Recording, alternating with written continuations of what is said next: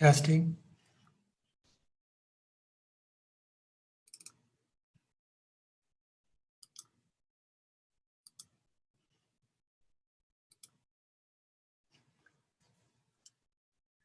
Hello again, class.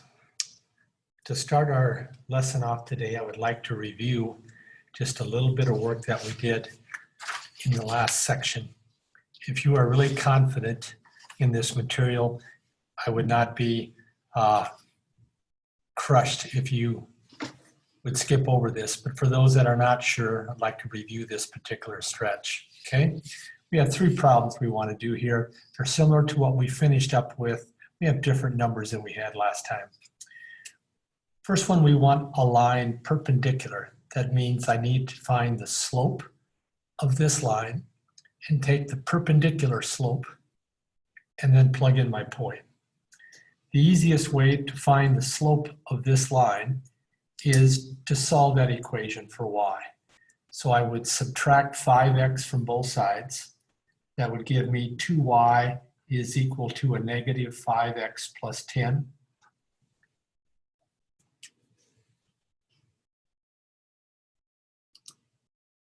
I hope you are still there. Then I would divide by 2 and I would get a negative 5/2 x plus 5. The slope of this line is a negative 5/2. I need the perpendicular slope, which is the negative reciprocal. This slope was a negative, so the reciprocal will be a positive 2/5. That's going to be the slope of the line perpendicular to this one. This one had the slope negative 5/2. Perpendicular line will have a slope of 2/5. So then I go to my point slope form, which you recall was y minus y1 is equal to m times x minus x1. I plug in my point, in this case the negative 4. My slope is 2/5. And my x-coordinate is 3.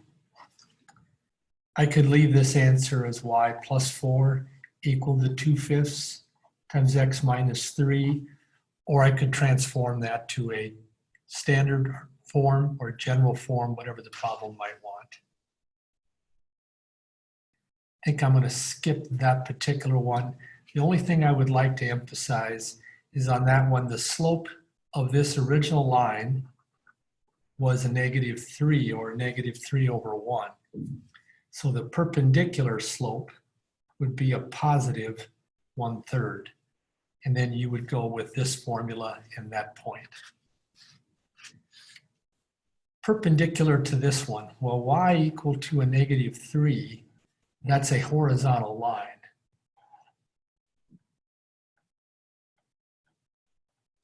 It's a horizontal line right there. If I want the lines perpendicular to that, it would be all the lines that are vertical. All of them would be perpendicular to this one, which is why we have lines there. Vertical lines are always x equal to some number. Because it could be x equal to 1, 2, or 3, I would leave my answer just like that, x equal to some number.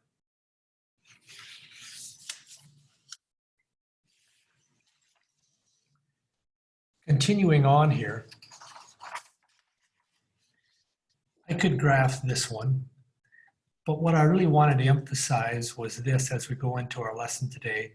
Every point on the line has coordinates that would be a solution to that equation. For example, if x were 0, y would have been a negative 3. 0, negative 3 is a point on the line whose coordinates make that equation true. But today, our primary focus is going to be on what happens if the equality sign, that's this equal sign right here, what happens if that equality sign becomes an inequality sign? For example, rather than equals, In this particular one, I have greater than or equal to. Well, what we're going to do is find that, again, there's an infinite amount of points that make this inequality true. We can't list all of them. That would be an eternal job. But what we can do is graph them, which immediately allows us to show all of those solutions. To do that, what we do is we graph this inequality exactly the way we graphed this equation or equality. So I'm going to take this inequality and I'm going to solve it for y. So here we go with that procedure. I have 3x plus 4y greater than or equal to a negative 12. I'm trying to get the y by itself. So I'm going to bring the 3x over. It would become a negative when I brought it over. I'm going to divide by 4. So if I divide everything by 4, I have negative 3 divided by 4, and negative 12 divided by 4 will be just a negative 3. So I treated this inequality right here as if it were an equality, and I basically solved it for y. Now, one of the things we have to do next is we got to graph it. This one has a y-intercept of a negative 3 and a slope of a negative 3/4. So a negative 3 is my y-intercept. A negative 3/4 means I'm going to go down 3 units, 1, 2, 3 down, and over 4 units. So my second point is over there. This line represents then the boundary for that inequality. What do I mean by boundary? Well, what I mean by that is this: either above this line, or in some cases below this line, are all the points whose coordinates make this inequality true.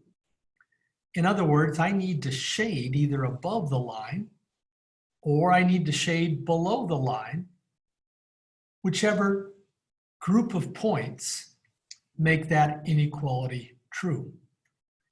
We got to decide, do I shade above or do I shade below? One way to make that decision is to try a point either above and see if it makes it true, or I could have tried a point below the line to see if it makes it true. The easiest point to try is always the point 0, 0, or the origin. That point means x is 0 and y is 0. If I put that in, if x is 0 and y is 0, that means I'm going to have 0 plus 0 greater than a negative 12.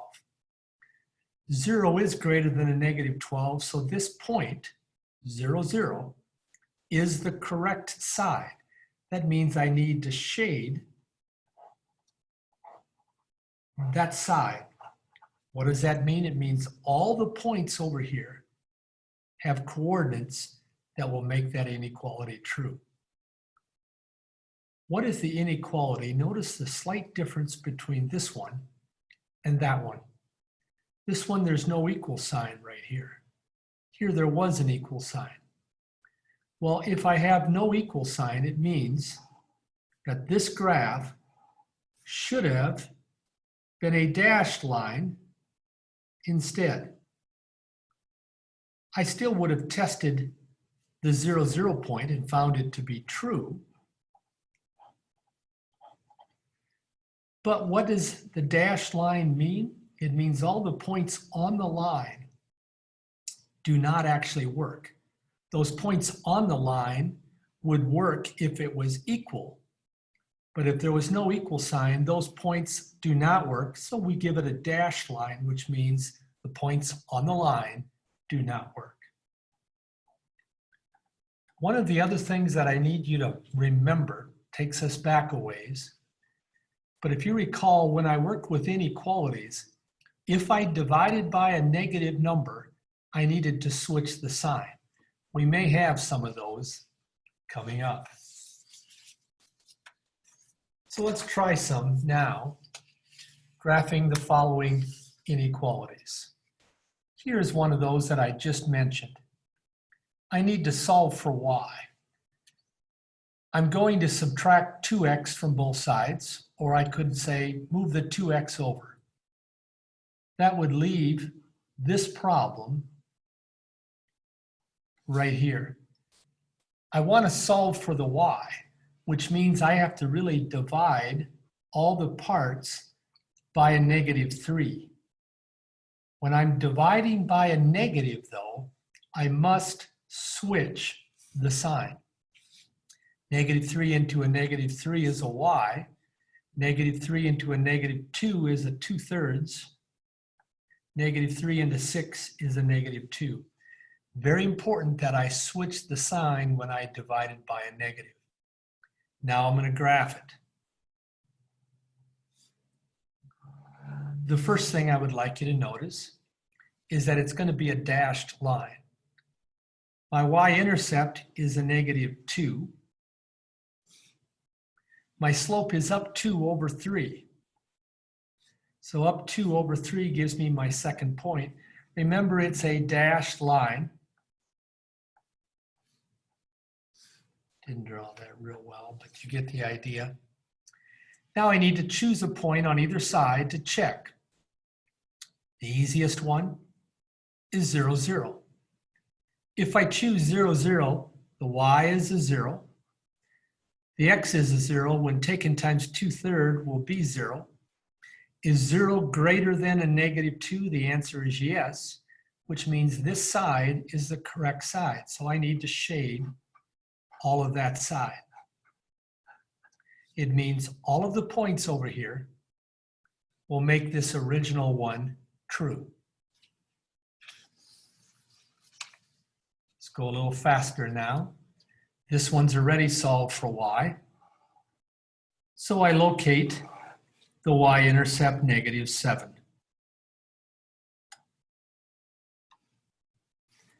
The slope is up 5 over 1. Up 5 over 1, it's a pretty steep line. There is an equality sign, so it's a solid line. I'm going to check the point 0, 0. 0 would be less than or equal to 0 minus 7. Is 0 less than a -7? No. So that point 0, 0 is the wrong side. I've got to shade the other direction. That would be the graph of that inequality. Okay?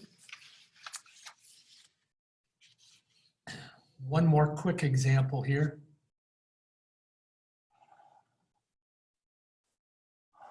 This one, the y-intercept is 4. The slope is down 2 to the right 3. So down 2 to the right 3. There's no equality sign, so it's a dashed line. I check the point 0, 0. Is 0 greater than 4? The answer is no. So I need to shade above the line. Let's jump down to y is less than 4. Y equal to a number is a horizontal line. Happens to be 4 units up. There's no equality sign, so it's a horizontal dashed line. I check the point 0, 0. Is 0 less than 4? Yes. So 0 is the correct side. So I shade towards the 0, the origin side. X greater than 3, x equal to a number is a vertical line. 3 units over. It's got the equality sign, so I make it a solid line. Check the point 0, 0. Is 0 greater than 3? No. So this point 0, 0 is the wrong side. So I shade the other side. Again, hopefully by now, pretty confident in all of those. Next, we're going to look at what we refer to as systems of linear inequalities. Systems means we have two or more linear inequalities. What we have to do to graph those is to graph each one separately. So to that end, I'm going to first recognize that the top inequality is already solved for y. It's ready to be graphed. This one, I should solve it for y first. So I'm going to bring the 3x over. That would leave me 2y greater than or equal to a negative 3x plus 12. Divide everything by 2. It's a positive 2, so I don't switch the signs. And I have it solved for y. So now I'm going to graph the top one. The second one is really going to be using this one to graph it. So let's go ahead and look at those graphs once. The top one has got a y-intercept of 4. Slope is down 3 over 1. Down 3 over 1. It's a dashed line.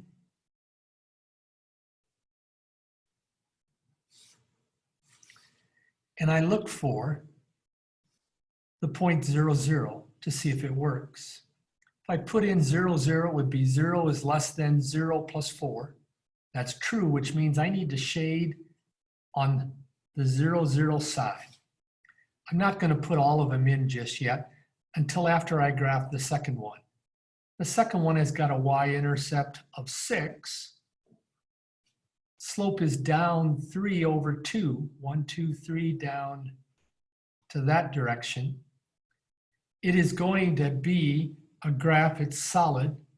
Didn't graph this one super well.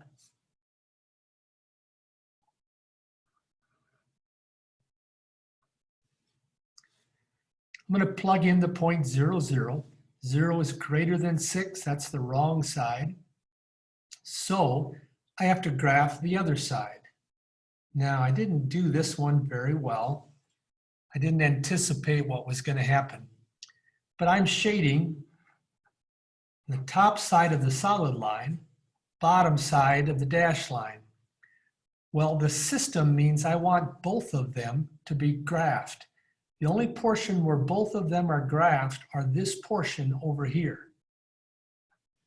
That shaded portion, if I could graph it again, I would have graphed it a little bit more on this side, and I would have had this kind of a graph. I don't know exactly where they crossed, but I would have been able to shade more of a portion of that to make it look a little bit better. But I didn't anticipate correctly. Let's take a look at this one once.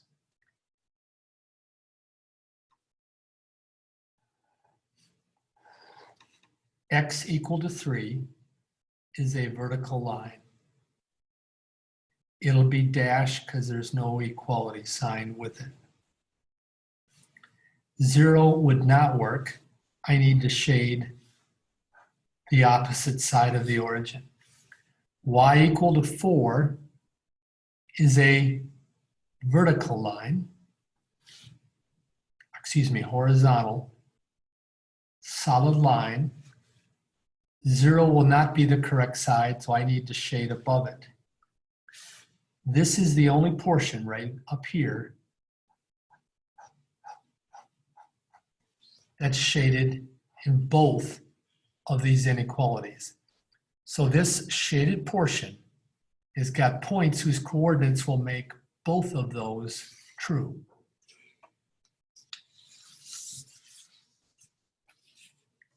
Going to have a little better view of some now. This is a single inequality, and we want to be able to basically give that inequality. Well, do you see that it's y-intercept? I'm going from, again, that mx plus b. The b is my y-intercept, which is that -2, that point right there. So the b is a -2. My slope, notice I would go from here to here, I would go up 4 over 2. Up 1, 2, 3, 4 over 1, 2. Up 4 over 2, up 4 over 2. If I continue to go up 4 over 2, my slope reduces down to 2. So this m has to be a 2. Now I need to put in the inequality. Did 0 make this accurate? Well, if I plug in the point 0, 0, I would have 0 and 0. 0 has to be, in this case, greater than a -2. This was a solid line, not sashed, solid line. So I need the equality with it. Just double check that once. Does 0, 0 make this inequality true? If 0 is the y and 0 is the x, I get 0 greater than -2, which is true. That means this inequality is my answer. I gave the inequality represented by that graph. Kind of had to work backwards. I'm going to do the same thing with the system of inequalities now. So I'm asked to give the system of inequalities here. Well, that means I'm going to have to come up with each of these inequalities. They're both dashed lines, okay? So I know that both of them are going to not have the equality sign with it. Let's take them one at a time. I'm looking at that mx plus b. I don't know if it should be greater than or less than here. We'll put that in eventually. Let's take this line here first. Do you see the y-intercept is at a -7? So my b is a -7. I need my slope now. It's up 2 over 1, up 2 over 1. So I have a 2x. And now I need to figure out what sign has to go here. If I check the point 0, 0, would 0 compare to a -7? Because the 2x would also be 0. So is 0 going to be greater than a -7? The answer is yes. So that's why it has to be greater than. Again, you could check it out, plug in the point 0, 0. So I have in this case greater than, in this case, 0 greater than a -7 is true. It's why this line, by the way, was shaded this way. Now I'm going to look at this line right here. It's also going to need the y-intercept, which is right here at a -2. So the b is a -2. This time the slope here was down 1 over 1, down 1 over 1, down 1 over 1. That's a -1. What sign needs to go there? Well, check the point 0, 0. That would be 0. 0 minus 2. It is, in this case, 0 is, double check here. Check the point 0, 0. 0 is, in this case, less than, or excuse me, greater than a -2. I need to recognize that that one has to be less than, has to go this way. Actually, I don't think so. I got something messed up here. Let me double check. Should be less than. The point 0, 0 is the wrong side. Now I'm catching up with you. 0, 0. 0 would be, in this case, having to be less than a -2 is the wrong side. So I have to shade the other side, which is why I'm shading this one. 0, 0 was the wrong side. Consequently, these parts, this whole section is shaded twice. That means this system is the system described by that shaded portion right there. Let's do a second one. Make sure that you're comfortable with that.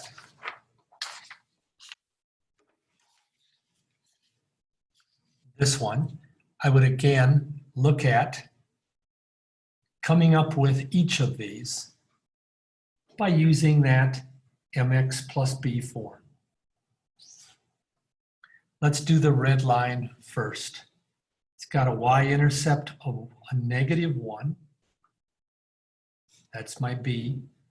My slope is up 1 over 2, which is 1/2. Does 0 make it correct? If I check the point 0, I get 0 and a -1. The 0 is not greater than a -1. It actually is got to be opposite. The point 0 was the wrong side. So this has to be, in this case, less than that. Check it out again, because sometimes that's confusing. If I put 0, 0 in, notice it's the wrong side. 0 would not be less than a -1.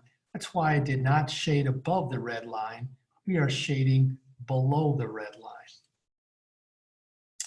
The dashed line, oh, by the way, the red one here was a solid line, so I need to have that inequality. Now I need to also give the other one. It's a dashed line. The y-intercept is a -4. The slope is up 2 over 1, up 2 over 1, up 2 over 1, which is 2. If I plug in the 0, 0, 0 is greater than a -4. That's the one that I need. So I'm shading this side of that one. These points in here make both of these inequality true. That's why that's the correct system. It can be more than 2. This one has got 3 of them. Notice the slides, the lines are shaded above this one. It's shaded to the left of this one. And finally, it is shaded below this one. That means this section in here is shaded by all 3. That section would be the vertical line, which was x is less than 4. The blue line was y is greater than, I'm just copying it right off here, a -2/3 x plus 4. And finally, this one was y is, copying it right off of here, a -2x minus 1/4. This one, the system was 3 inequalities. Finally, we're going to look at producing the inequalities from word problems. I'm going to have a few examples here. Here's the first one. Got a mess down there, but we'll go with the top one. A phone company charges 20 cents for daytime minutes, 5 cents for nighttime minutes. How many days and nighttime minutes would you have to use to be charged more than $10? This is per day. I've got 2 variables here, just like we've had 2 in the past with x's and y's. This time I've got daytime minutes and I've got nighttime minutes. I can give them any letter I want, but to keep them straight, I'm going to just go like this. Let D equal the number of daytime minutes.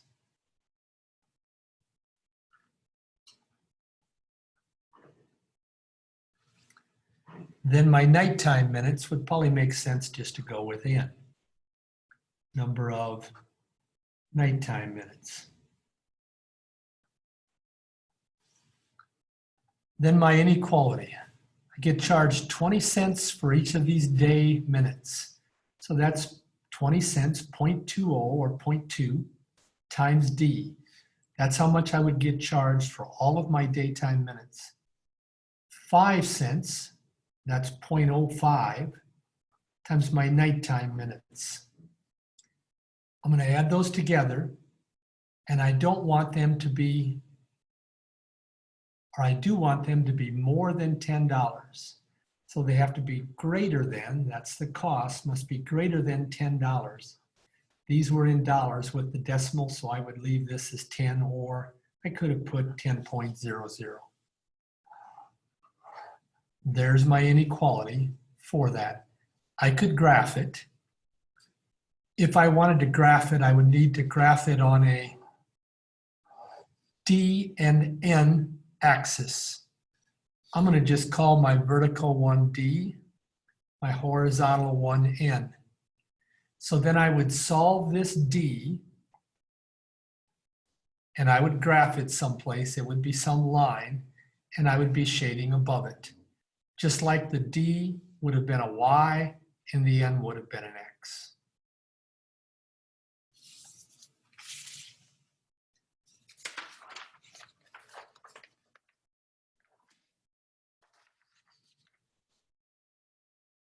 Similar problem.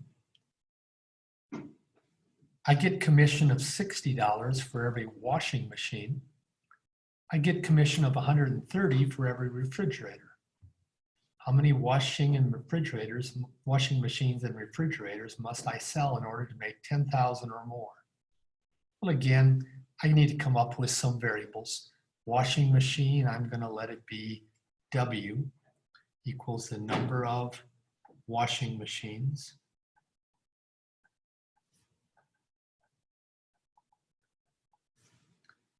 Refrigerators, I'm going to let be R, number of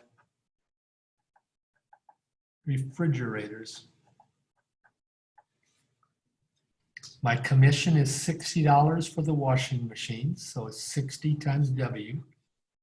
I also get 130 for every one of these refrigerators. And I want them to be 1,000 or more. I want it to be greater than or equal to 1,000. There's my inequality.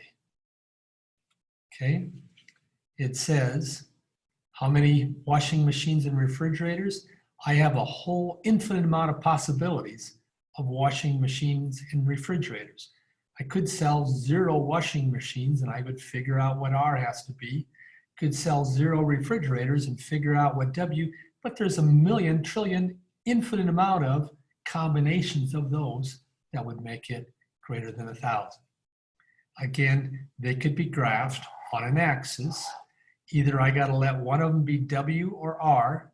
I would probably go W here, R there. Solve this one for W. It would be an MX plus B form. And you would go ahead and graph it and shade whatever side was appropriate.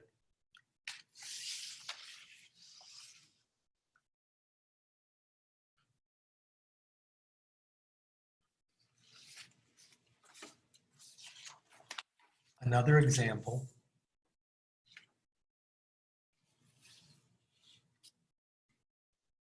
I'll cover that part up. You know what? I'll just go onto the sheet of paper.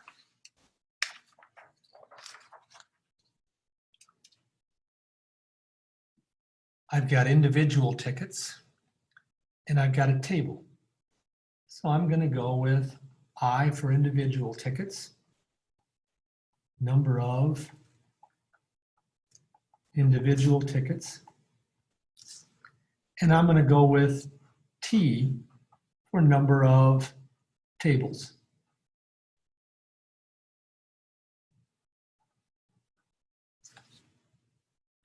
So I get the following: 74 for every individual ticket, 74 times I.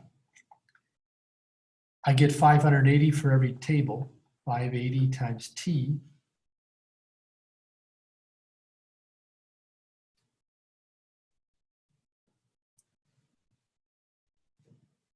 I want to raise more than 5,100, so I want this to be greater than 5,100. And that again would be my inequality.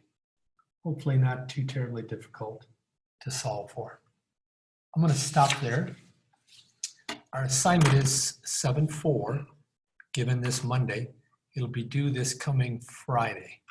due this coming Friday. That should be it for us for this particular lesson.